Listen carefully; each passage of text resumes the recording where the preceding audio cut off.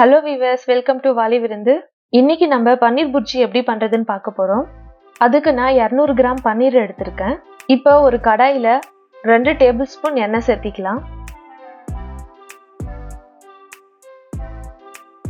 1 teaspoon நெய் சேர்த்திக்கலாம். எண்ணெய் நல்லா காஞ்சதும் ஒரு 1/4 டீஸ்பூன் போல சீரகம் சேர்த்திக்கலாம். அப்புறம் ஒரு பெரிய சைஸ் வெங்காயத்தை நல்லா பொடியா கட் பண்ணி அதை சேர்த்திக்கலாம்.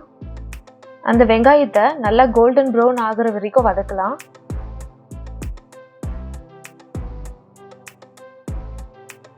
வெங்காயம் நல்லா வதங்கிடுச்சு. இப்போ 1 டீஸ்பூன் இஞ்சி பூண்டு பேஸ்ட் சேர்த்திக்கலாம். இப்போ அந்த இஞ்சி பூண்டு பேஸ்டோட பச்சை ஸ்மெல் போகிற வரைக்கும் நல்லா இதை வதக்கலாம். இப்போ ஒரு பச்சை மிளகாயை நல்லா பொடியா கட் பண்ணி அதையும் சேர்த்திக்கலாம். வெங்காயம் எல்லாம் நல்லா வதங்கிடுச்சு. இப்போ ஒரு 2 மீடியம் சைஸ் தக்காளியை இந்த மாதிரி பொடியா கட் பண்ணி சேர்த்திக்கலாம். தேவையான அளவுக்கு உப்பு சேர்த்திக்கலாம். 1 டீஸ்பூன் தனி மிளகாய் தூள் சேர்த்திக்கலாம். இந்த இடத்துல கலருக்காக வேணும்னா ஒரு 1/2 டீஸ்பூன் காஷ்மீரி மிளகாய் தூள் சேர்த்துக்கலாம். அது ஆப்ஷனல் தான். மல்லித்தூள் 1/2 டீஸ்பூன் சேர்த்திக்கலாம்.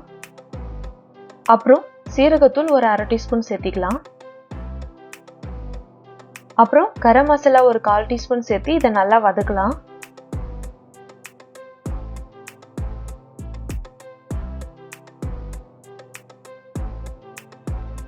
ஓரளவுக்கு வதங்கினதும் கடலை மாவு 1 டீஸ்பூன் சேர்த்திக்கலாம். அப்புறம் 1/4 டீஸ்பூன் மஞ்சள் தூள் சேர்த்திக்கலாம்.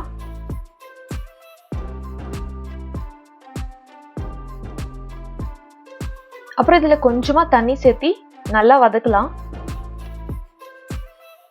இப்போ பாருங்க நல்லா வதங்கிடுச்சு.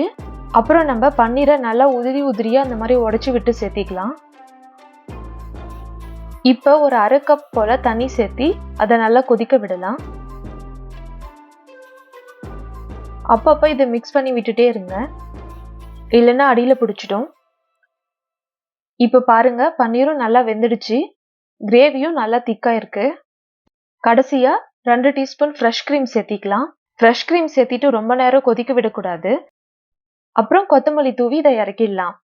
அவ்வளவுதான், நம்மளோட சூப்பரான பன்னீர் புர்ஜி ரெடி ஆயிடுச்சு. நீங்களும் ட்ரை பண்ணி பாருங்க. தேங்க்யூ.